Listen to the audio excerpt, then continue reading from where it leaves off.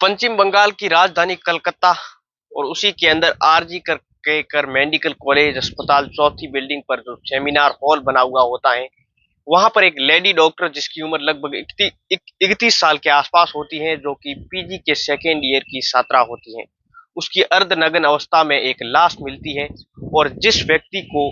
लाश मिलती है उसके होश है जो वाकता हो जाते हैं। वह चीखता है, चिल्लाता है और उसके बाद में फिर शोर मचाता है। शोर सुनने के बाद में जो स्टाफ होता है वह वहां पर मौके पर जुटता है और मौके पर जुटने के बाद में यहाँ कुछ आसपास में चर्चाएं शुरू हो जाती हैं और परिवार के लोगों को जब ये सूचना दी जाती है, बताया जाता है कि तुम्हारी बेटी बीमार हो गई है, जितनी जल्दी हो सके आप आ जाइए। अब है जो माता पिता हैं, उनको जब ये सूचना मिलती है तो माता पिता है जो परेशान हो जाते हैं कि रात में तो बेटी से बात हुई थी और लगभग 11 बजे के आसपास में माता पिता की उस बेटी से बातचीत हुई थी कि अब ऐसा क्या हुआ कि रात में वो इतनी बीमार हो गई है, उसकी ज्यादा है जो तबीयत खराब हो गई है। अब दोस्तों इमरजेंसी में बुलाना पड़ रहा है, तो वो है जो बार बार फोन करते हैं और बार बार फोन करते हैं तो पूछते हैं कि आखिरकार बेटी को हुआ क्या है, क्या बात है। तो कई बार फोन करने के बाद में आखिरकार फोन है जो उठता है तो पता चलता है कि आपकी बेटी ने है जो जीवन लीला को समाप्त कर लिया है, यानी कि उन्होंने मौत को गले लगा लिया है। अब दोस्तों है जो घर वाले हैं जो ज्यादा परेशान हो जाते हैं। माता पिता जब है जो सीधा हॉस्पिटल पहुंच जाते हैं और वहां पर हॉस्पिटल जाने के बाद में अपनी बेटी से मिलने की कोशिश कर रहे थे, लेकिन डॉक्टरों का कोई स्टाफ होता है वो हो या फिर मेडिकल कॉलेज का जो स्टाफ होता है, उनको बताया जाता है कि उन्होंने माता पिता और जो अपनी एक बेटी से लगभग 3 घंटे तक उन्हें मिलने भी नहीं दिया गया। वहां पर हॉस्पिटल के आगे इंतजार कराया और इंतजार के बदले जब वह घर वाले परेशान हो जाते हैं तो परेशान होने के बाद में आखिरकार ये जानने की कोशिश कर रहे थे कि मामला क्या है। लेकिन जब अपनी बेटी को अर्धनग्न अवस्था में वो देखते हैं, खून से लथपथ वो अपनी बेटी को देखते हैं तो बहुत परेशान हो जाते हैं। तब ये मामला सोशल मीडिया पर तेजी से वायरल होने लगता है और जब इतना वायरल होता है कि देश भर में इसको लेकर उबाल मचना शुरू हो जाता है। डॉक्टर जो होते हैं वो अलग अलग शहरों में विरोध प्रदर्शन करना शुरू कर देते हैं और साथ ही साथ ये मांग करने लगते हैं कि इस घटनाक्रम के पीछे जो भी हो जांच पड़ताल होनी चाहिए। दोस्तों हालांकि कोलकाता की पुलिस ने इस मामले की जांच पड़ताल करना शुरू कर दिया है। लगातार 8 तारीख से जांच पड़ताल शुरू है। लाश के पास में एक ब्लूटूथ मिलता है और ब्लूटूथ जब मिलता है तो उससे मिलान किया जाता है और जिसके बाद में एक मोबाइल से ये ब्लूटूथ मिलान हो जाता है। उसका नाम होता है व्यक्ति का संजय रॉय। संजय रॉय से ये मिलान हो जाता है। वह कोलकाता पुलिस कल्याण बोर्ड का सदस्य होता है, जो कि इसी हॉस्पिटल में उसका आना जाना होता है। मरीजों को लेकर आया जाया करता था, लेकिन उसने इस घटनाक्रम को अंजाम दिया ऐसा वह खुद भी स्वीकार करता है। लेकिन किसी के दबाव में स्वीकार करता है या फिर किसी को बचाने के लिए वह स्वीकार करता है, सारा इल्जाम अपने ऊपर लेता है। इस तरीके की जांच पड़ताल की जा रही है। लेकिन दोस्तों पुलिस पुलिस की ये जो कार्य प्रणाली होती है उस पर कहीं ना कहीं सवाल खड़े हो जाते हैं कि आखिरकार पुलिस इस पे कुछ ना कुछ सबूत है जो खत्म करना चाहती है। इस तरीके की मामले को दबाने की पुलिस कोशिश कर रही है और जब ये देश भर में उबाल मच जाता है इस मामले को लेकर, तब जाकर इस मामले की जांच है जो कोर्ट के माध्यम से सीबीआई के हाथों में दे दी जाती है। अब सीबीआई ने है जो जैसे ही इस मामले की जांच की, लेकिन 14 अगस्त 2024 को पता चलता है कि देर रात शाम के लगभग 11 या 12 बजे के आसपास 14 और 15 अगस्त 2024 की रात को बड़ी संख्या में लोग जुड़ते हैं। उनका इरादा ये था कि शांतिपूर्वक मार्च निकालेंगे, चाहे वो कैंडल मार्च हो या फिर मोबाइल की टॉर्च है, उसके माध्यम से ये मार्च निकालेंगे। लेकिन दोस्तों वहाँ इतनी बड़ी संख्या में वहां पर लोग जुड़ते हैं हॉस्पिटल के आसपास, उन्हें पता ही नहीं चल पाता है कि इसमें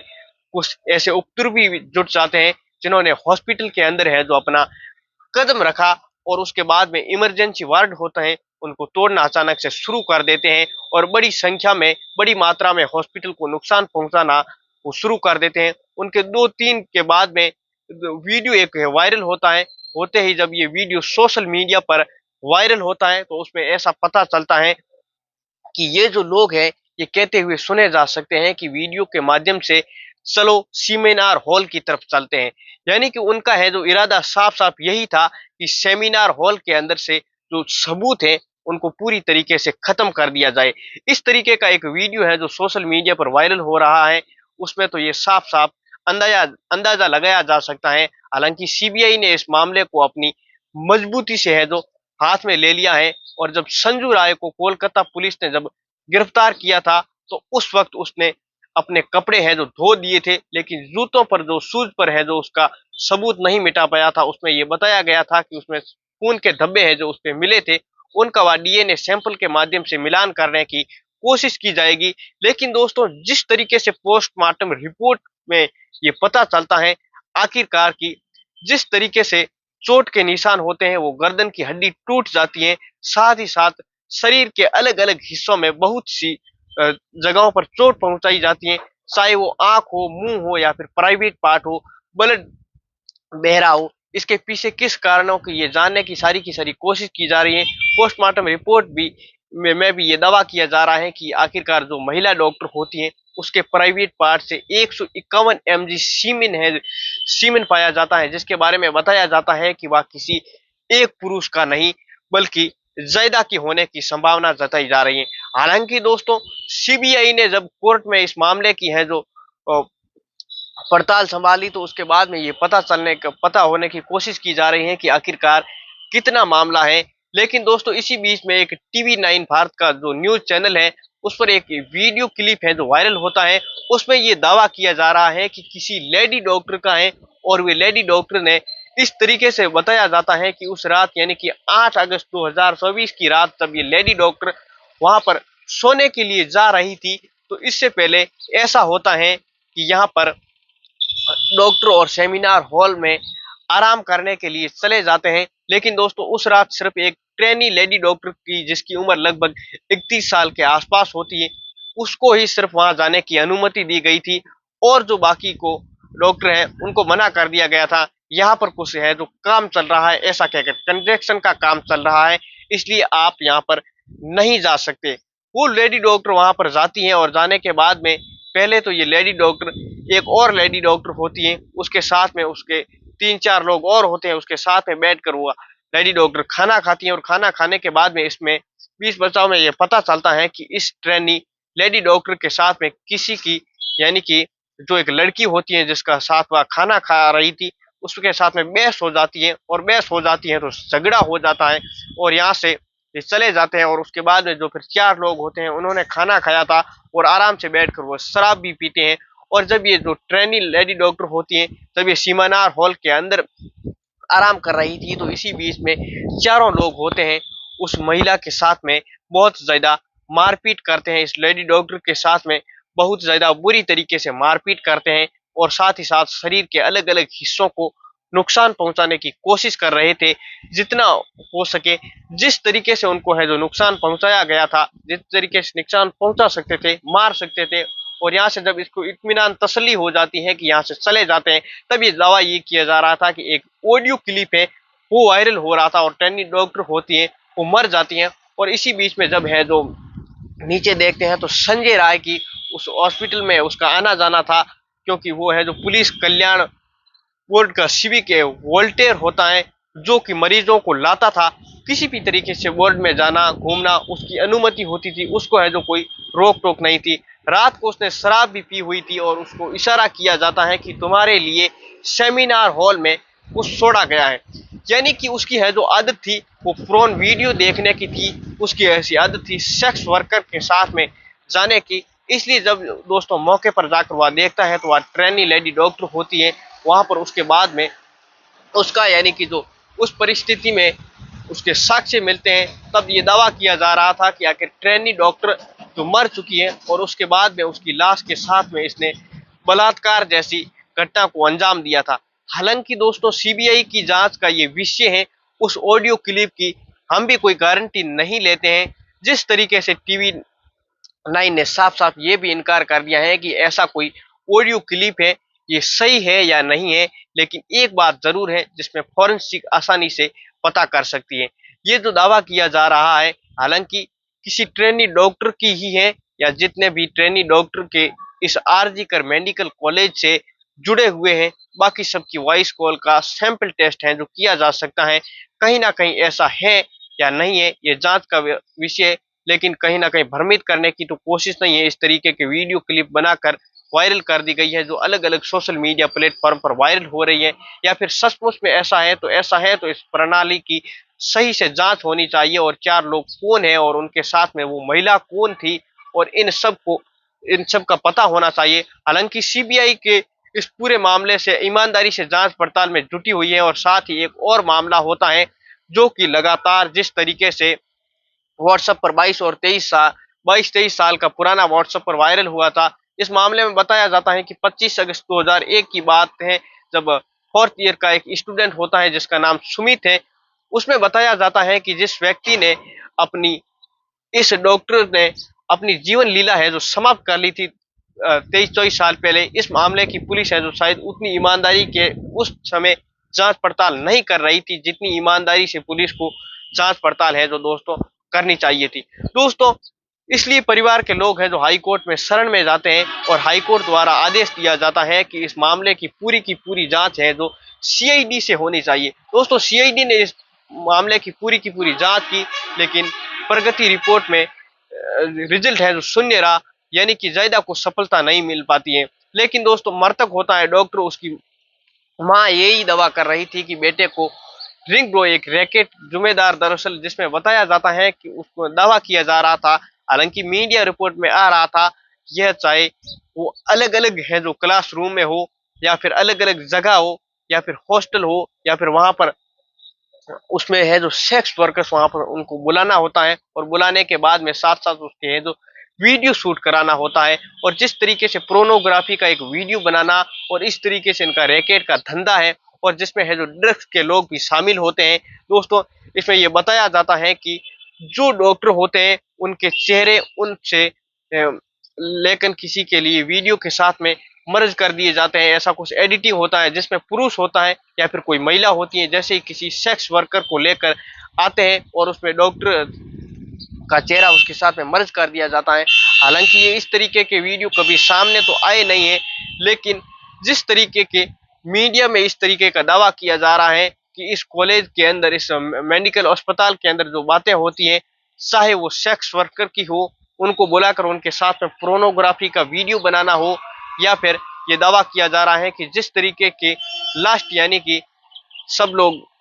वहां पे जाते हैं तो डॉक्टरों को इस शब्द में पढ़ाया जाता है, जिसमें बताया जाता है कि दावा ये किया जा रहा है कि जिस तरीके से कई बार सेक्स वर्कर